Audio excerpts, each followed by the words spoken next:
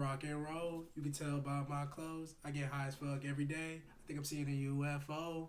Hey man, you already know what this is, bro. This is the Project X Effect by Patrick CC. Now I ain't gonna lie to y'all. A lot of y'all gonna get on my ass for this, but I've never seen this movie. Now my homie got on me for this like probably a year ago when I first said it, bro. And I don't know what it is, bro. I've just never seen this. I've heard about it. Like I've been heard about this. Obviously, it's an old movie, but I don't know how, bro. I don't know how, bro. But this 24 minutes, let's get straight into it, bro. I ain't gonna be pausing like that for real. I'm gonna try not to at least. Let's get straight into this, bro. Road to 10K. What was the greatest night of your life? If you are over 21, it could be the night you met your partner, the night you had your first child, or some other mature and understandable life moment. If you are under 21, it was probably the night you went to the craziest house party with unlimited drinks, girls going wild, the perfect... Bro, I ain't even trying to make it seem like I ain't have a life. I've just never been to a house party. The one house party I was supposed to go to, guess what happened? That bitch got shot up. And it was hosted by my homie and, you know what I'm saying, a few other people. You feel me? So I was thinking I was in that shit. But it got shot up, bro. That shit was so insane just hearing about it that night. Because I was like, dude, I was supposed to go. Like, I was supposed to go. But I don't even remember why I did it. I generally don't remember what happened. I just didn't end up going. That shit was like walking distance from my crib. That shit's just crazy. Nobody got hurt, but that shit just crazy, dude. Music I never went to playing, no house party. I went to clubs, but I ain't go to no house party. Pulling up with a helicopter watching from above, then nearly the entire town catching on fire. Okay, you caught me. I just described the plot of Project X. It was just a movie. That didn't actually happen. Except it did. The story of how life imitates Hollywood with disastrous results. It's a wildly popular movie about an out-of-control teen party full of boozing, drugs, and big-ticket destruction. The movie characters get away with just a hangover, but for real-life teens copying these parties this spring break, the consequences are far more serious. After the movie Project X released, it inspired chaos all around the world, leading to some of the most out-of-control... Hopefully this gets me to actually sit down and watch the movie, though, because like I've been wanting to do it, nothing ever pushed me. I'm not really a big movie person. The only time I really am going to watch a movie is if that shit is Marvel. Honestly, not the latest shit, but you know what I'm saying, at the time, you know, the Avengers, all the OG, you know what I'm saying, real Marvel motherfuckers. But other than that, and like a few TV shows, but other than that, man, I really don't be watching TV like that. I really just be watching sports. I'll be on YouTube and shit, like, for real, man. So I gotta start watching movies. And occasionally deadly parties. Still to this day, young people attempt to live this fantasy by throwing Project X parties. But to understand the deep-seated obsession American teens have with this film, we must first analyze the four-step process that Project X took to manipulate their strategy on the big screen. The number one goal of this film was very simple. We knew from the beginning that it had to feel like a real party. He can make something that seems so outrageous feel very real. It's just fun. It's just so different. The way it's shot, you know, the point of view style is just, it's very organic. Organic, natural, realistic. You know, it doesn't feel staged at all. No, this is supposed to be every party that every kid would want to throw if they had the most amount of money possible. He's just really got a good I don't know about every kid, but visual grasp of reality. It makes it more, you know, viable and more relevant that this party could occur and could happen like this. I don't think anyone will watch this movie and say that did not feel like a real party. Make the film feel real. You must be very careful, Mark. Okay. Step 1. Hire an all-star production team. Joel Silver, executive producer, also produced Die Hard and The Matrix. Marty Ewing, executive producer, also produced Blades of Glory and Holes. Todd Phillips, producer, basically worked on tons of legendary party movies of the early 2000s like Road Trip, Old School, and The Hangover. But another creative touch was hiring director Nima Nurazada, who had no feature film experience but created an iconic Adidas house party commercial in 2008 that looks exactly like what Project X would become. Nima's area of expertise was actually in music videos. Since the music and chaotic party scenes became such a memorable part of the movie, it makes sense that an experienced music video director was the reason why they looked and felt so damn good. Despite everyone behind the scenes being seasoned cinema veterans, on screen they wanted the cast to be nobodies. But before we get into step 2, a quick word from today's sponsor. Bespoke cool and before baby the feature gift. Listing effective ways to talent was Patrick Gift. Step 2. Hire a relatable cast. Casting no-name talent was risky. As we all know, hiring A-list actors is one of the most effective ways to market a movie. However, there is a slight barrier with famous actors where their characters are hard to separate from their real-life personality or from a previous role that you always associate them with. The fact that nobody knew the cast was what allowed viewers to feel like they were just some teenagers with a camera. The 3 main characters in Project X look like your regular, unspectacular high school kids. They aren't necessarily nerds, but rather anonymous, almost invisible. That's what makes them feel so relatable. They sort of blend in,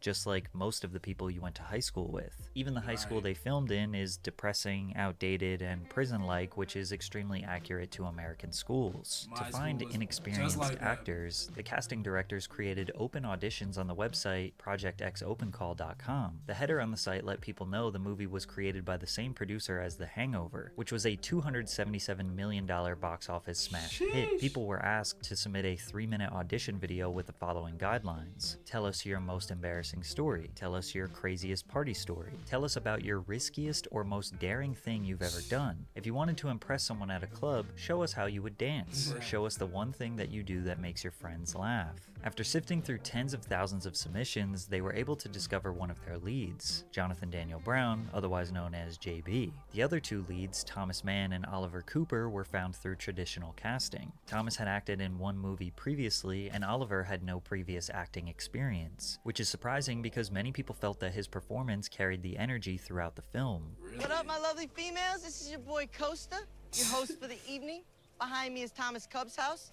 Today is Thomas Cub's birthday, and this is Project X. It's also worth mentioning that the trio does kind of resemble the cast of Superbad, not just the way they looked, but even their characteristics. This was likely intentional as well. As mentioned before, these actors were no-names in Hollywood, so casting people that looked or felt like the Superbad crew, which was made just a few years before and already secured a legacy as one of the most accurate depictions of high school Americans in cinema, was definitely a big-brain decision. There also was a 4th member of the crew. His name was Dax, otherwise known as Dax Flame on YouTube. Another possible marketing strategy, as Dax had a large subscriber base of likely the target audience for this film. Plus, his character ties perfectly into Step 3. Step 3. Film like an amateur. Dax was the man behind the camera. In the beginning of the movie, you learn that he is filming a home video of this party they're throwing for Thomas's birthday. So when you see shaky transitions between scenes, or characters not being perfectly in the frame, or the quality and focus of the footage varying in every shot, it helps sell the idea that this entire thing is just a home video. Dax was also a bit of an amateur filmmaker in real life, adding another layer of authenticity. This film style is commonly referred to as found footage, which created perhaps the most realistic component of all. Some of the footage that made it into the film was just one of the random extras holding a phone and filming what was going on.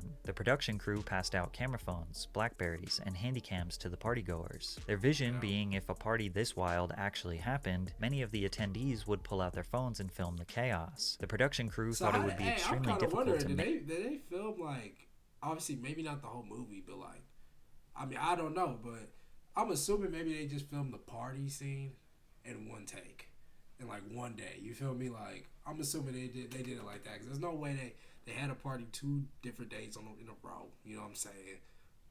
Maybe new people, and you know what I'm saying? I don't see them doing that. So manage this many extras. With 200 to 500 people showing up daily, how would they track the phones? How would they make sure the same people are coming back every night? But they saw the opposite result. The extras were extremely cooperative and didn't even want to leave. Keep in mind, this movie was filmed for 25 nights in a row, and they didn't just stage a party. They were partying. There technically was no downtime. While the production team was organizing the next scene, they still had a DJ playing music. People were dancing, swimming in the pool for 25 days. Again, some of the footage you see in the film wasn't even staged. It was just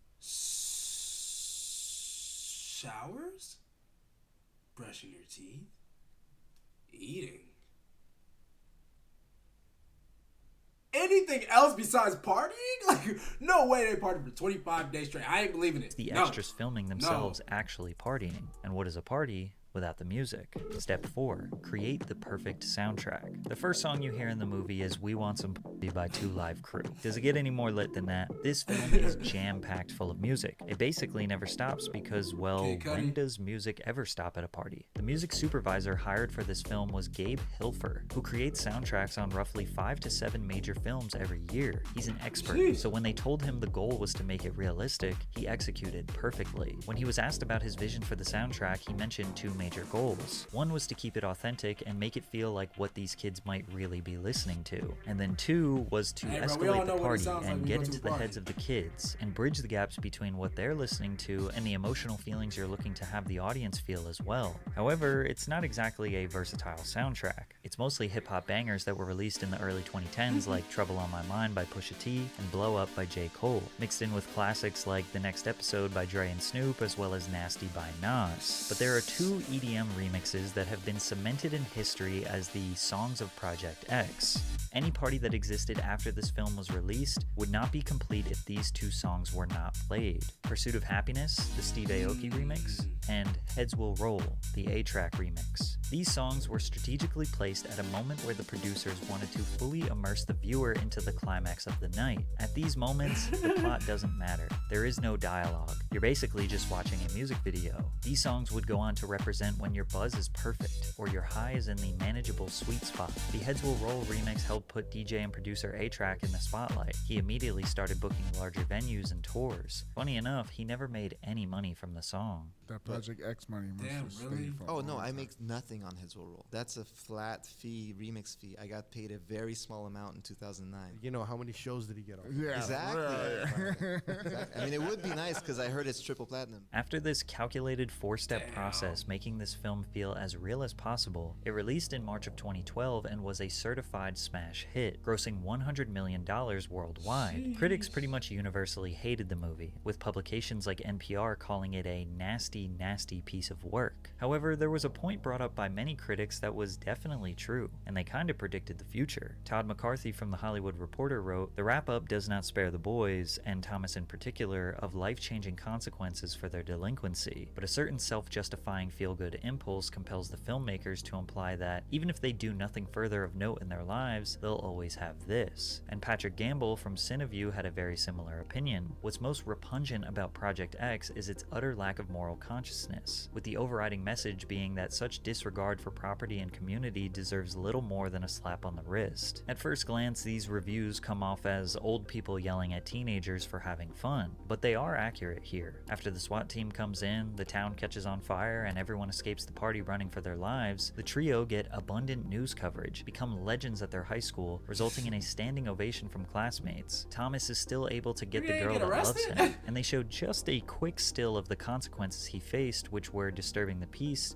contributing to the delinquency of minors, and inciting a riot. Despite this, Costa is invited onto the news to promote his next party. Would you like to apologize? I got a better idea. How about I invite you to my next party? What? Yeah, you heard me, sugar. So is it crazy to think that a movie depicting in the most realistic way possible an epic party where the host ends up as a legend who gets the girl and a little slap on the wrist would inspire teenagers all around the world to do the same thing? If you said no, it's just a movie and everyone knows it's fake, you'd be wrong. When you get in your car, you just need to put your location. I ain't gonna lie. This is how the world is today, though. I can't Not even lie. twice, but so many times I can't even tell you about all of them in this video. But here are some of the craziest ones. Now, it's been widely speculated that Project X is inspired by an infamous party thrown by 16-year-old Australian Corey Worthington. But this speculation has actually been denied by the producers and cast. Because it's based on real people, like that Aussie guy, that Corey Worthington. Not really. I mean, it's kind of. No, this is really. I mean, this is different. On January 12th, 2008, Corey Worthington learned his parents were going on vacation to celebrate the new year, so he hatched a plan to throw a party while he had the house to himself. Corey and his friends started to advertise the party on their MySpace and Facebook when the word spread like wildfire. The party was meant to be a small gathering, but soon turned into a full-blown rager. More than 500 people showed up, and the crowd was so large the party spilled out into the street. The crowd got out of control, and people started to throw glass and bricks and break neighbors' mailboxes. There were hundreds of kids causing destruction for no reason. The first police unit backed off until they were reinforced by a helicopter, dogs, and more well-equipped officers. After a few hours, police finally got the crowd to disperse. This made national headlines in Australia, but what made it so iconic was Corey's image and attitude when being interviewed on A Current Affair Australia. Take off your glasses and apologise to us. I'll say sorry, but I'm not taking off my glasses. But what would you say to other kids who were thinking of partying when their parents are out of town? Get me to do it for you. Get you to do it for you. Not don't do it. Nah, get me to do it for you. Best party ever so far. That's what everyone's been saying, so... Maybe the Project X producers denied Corey as being the inspiration because it would look like they approve of this behavior. Because it only took a few days after the film's release for a Project X-inspired party to turn deadly. On March 14th, 2012, just 13 days after the film's initial release, 1,000 high school and college-age students in Houston, Texas attempted to recreate the events of Project X, but it turned deadly. It was being advertised as a foam party with promises of free alcohol and drugs. Women who wore bathing suits were granted free entry to the party, according to the flyer. Around 12:30 a.m., police responded to a noise disturbance at a foreclosed mansion in southern Houston. Upon arrival, they encountered hundreds and hundreds of teenagers scattered all over the property, using drugs and drinking illegally. Doing what needed to be done to keep everyone safe, police had to break up the party and started dispersing the crowd. As people made their way off the property, tensions escalated, leading to an eruption of gunfire, which tragically killed 18-year-old Ryan Spikes. Witnesses of the murder later said, "Kids took to the streets, but the parking lot was overpacked so you couldn't get out. It was just people in the actual street. They got into arguments and started shooting each other." Another witness to the killing had this to say: "The gunman was just walking, and he pulled out a gun and started shooting, like for no reason. He shot the boy in the back of the head and he fell on the ground. He started shooting at the crowds, but then he ran through the field. Police chased the shooter through the field and into the woods, but lost him in the dark. After 4 months of a relentless investigation, they finally found the gunman. 22-year-old John Gibbs was arrested and charged with second-degree murder." Crazy enough, there was another Project X party in the same city just 4 days before. 13 teenagers who planned the party broke into a brand new $500,000 home that was recently built, which they used to host an absolutely massive 2,000-person party. During the party, the insane crowd broke nearly every window in the home, put holes in almost every wall, ripped doors completely off the hinges,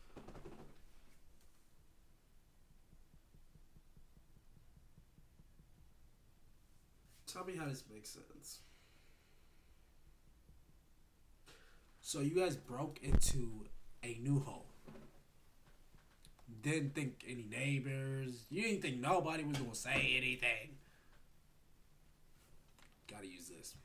We got to start using this. We have it for a fucking reason. And left empty bottles of liquor everywhere. Among the bottles, sheetrock was across the floor mixed with the glass. All of this destruction managed to cause a grand total of $100,000 in damages. The building owner compared it to being hit by a tornado. What's mostly crazy about this particular party is that the host may have gotten away with it if it wasn't for a private investigator named Mark Stevens. Mark Stevens was hired by the builder of the home that was destroyed to investigate who threw the damaging party. When asked about the incident, he said, "Look at what happened here. The parallels are just uncanny.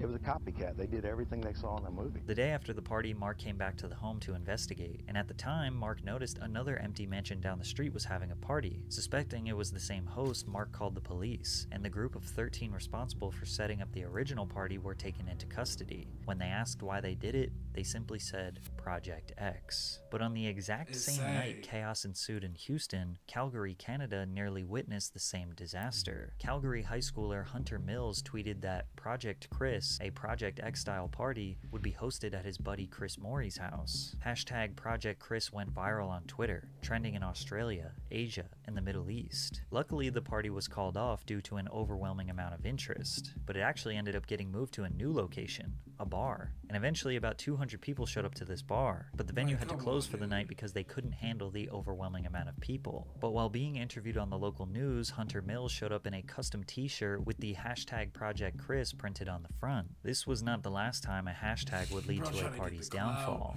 Hashtag Ross Morgan Rager blew up on Twitter in May of 2012 after a student from North Allegheny High School in Pittsburgh was planning to throw a party. His buddies tweeted the hashtag Ross Morgan Rager, and within hours it was trending internationally. Word spread throughout the entire city within hours, and every kid in Pittsburgh was planning on attending the party. In the following days, high school teachers were ordered to read this email aloud to their classes. Bottom line, there is no party at Ross's house. The local police are aware of the rumor. Ross's parents are aware of the rumor. Every effort via Twitter has and continues to be made to expose the rumor as a hoax. Ross Morgan and his parents had to vacate their house for the weekend, and they even had to hire an off-duty police officer to watch the house while they were gone. But Ross secured his legacy when he went on the local news to praise his classmates. What it has done for the school is truly amazing. Everyone now is now friends, which what we thought wouldn't happen with less than 20 days left of our senior year. It has brought us all together. I'm sure by now you're noticing a trend of all these parties following the same exact plot as the movie. Someone wants to throw a party and their buddy spreads the word via text or social media.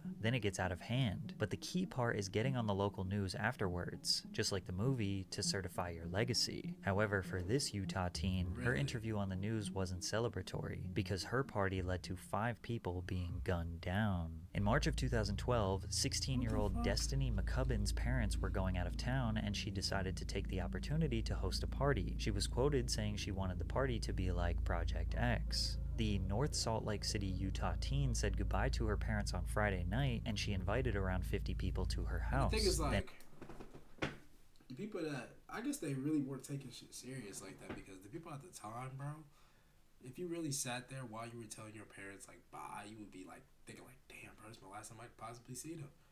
I might fuck around and die. Like, Project X style?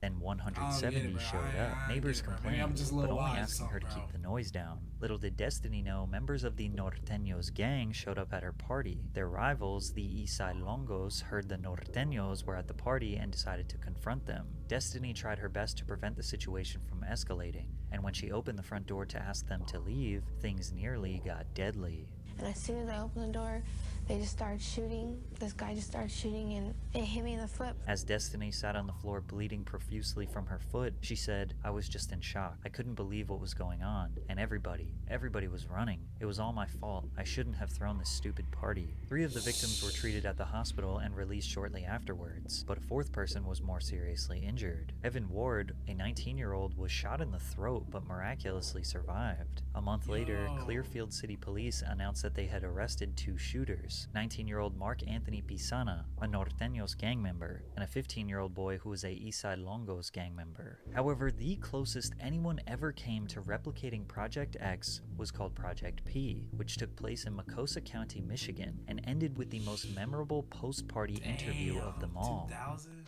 Hyundai Palisade versus Toyota Highlander. That's insane. 2,000 people was in that motherfucker? Yo, you know how many people 2,000? Like, fuck. Y'all know how many people 2,000 is, bro? That's like insane. What the hell? Let's find, bro. Where we at? We was right here. That's 2,000 people is crazy, y'all. I ain't gonna lie. And ended with the most memorable post-party interview of them all. The Project P Facebook page was created in July of 2014. 5 days before the event, a promotional flyer was posted that read, "Prepare for the craziest event of your lifetime," with the host names as well as a parking fee of $3 per car. This party was set to take place in Hinton Township, Michigan, which can be described as literally the middle of nowhere. There is not even a gas station in this town, but the power of the internet prevails, and a total of around 2,000 people, mostly under the age of 21, showed up to the farmhouse about 2 hours outside of Detroit. The party was equipped with DJs playing live sets, a fire thrower, and exotic dancers. Since the party was in a rural area, noise wasn't an issue. No neighbors were around to complain. Police were actually called out to the scene for a traffic complaint. People should still be able to hear it. Like, oh, that's 2,000 people, bro. I don't give a damn if you're in the middle of nowhere. Motherfucker, like, if you're in the middle of nowhere, somebody gotta be down the block at least. You feel me? Somebody gotta be down somewhere, bro. They just have to. There's no way it's just you and nothing. it can be like that, but just off of that, you know what I'm saying, that little map, you could tell there's other people probably other spots. Like, you feel me? No way nobody can hear that. And cars parked in the roadway. But then the 911 calls got more serious. He has no pulse. Everyone knows he's ODA. He's on heroin. You guys need to come out here now. I have no idea who this guy is. We just talked to somebody that's having a heroin overdose, and they're putting him in a vehicle and taking him out. Are they not? He's not in a car right now. The person called again saying, Just called about the guy who was overdosing. Yeah. Yeah, I'm trying to get people to help me get him out, and no one will help me. Okay, then so whenever the ambulance gets here, like... My ambulance can't get there. There's too many people. Unfortunately, the dispatcher couldn't even help them. Although it's easy to criticize law enforcement and public safety officers, a remote town like this is not equipped with the resources to service this many people, and the road being blocked just made it that much harder. After the event, 6 people had to be hospitalized from drug and alcohol overdoses, and one man broke his neck after falling off a roof. As if it couldn't get any worse, there was a report of 4 men carrying off one girl and taking turns assaulting her. Police arrested 3 of the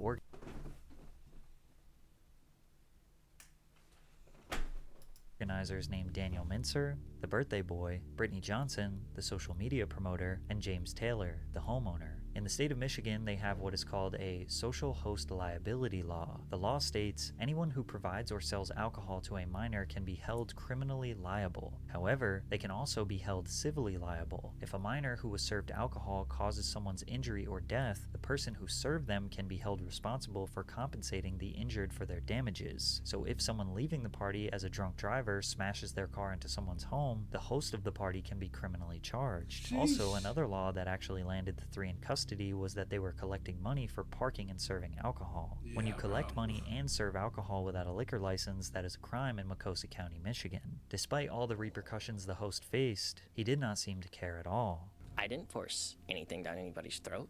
I didn't make anybody stay here until 7 a.m. or 11 or whenever it is everybody finally left. I didn't make this kid pass out on my floor. People wanted to be here. That was their decision. And if you're a parent that's got a 14-year-old child that's been able to be at my house all night, and according to the police, there was a lot of them here. So I think some parents should do some reflections on their parenting before they start getting mad at me. You say to anyone who says you're responsible. I am. It's my house. You gotta deal with it afterwards, but apparently it was worth it.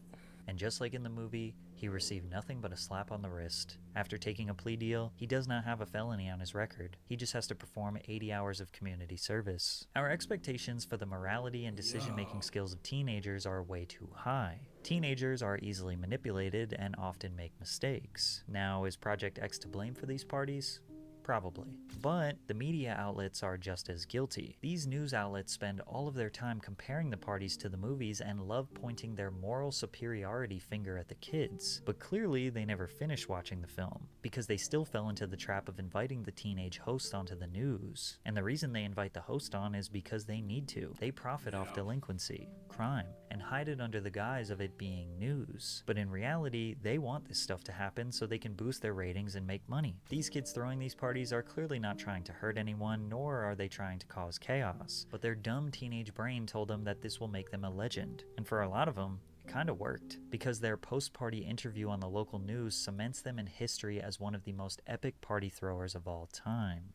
This movie even inspired me to make a... Man, that shit is wild, bro. Why would you even, like, want to... I don't know. Me personally, if I'm throwing a party, I ain't throwing a party like that, bro. I don't want to see nobody accidentally pass away. I don't want to see none of that. I don't want none of that over my shoulders. I don't want none of that on me, bro.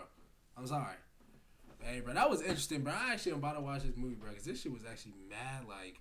It was just crazy, bro. Like, people really, like, go all out when they go to parties and shit. Like, I don't know. I just drank and smoke, bro. That's it. I ain't even do nothing else crazy, bro. Y'all got it. But on the road to 10K, bro, make sure y'all like, comment, subscribe. I'll see you on the next one.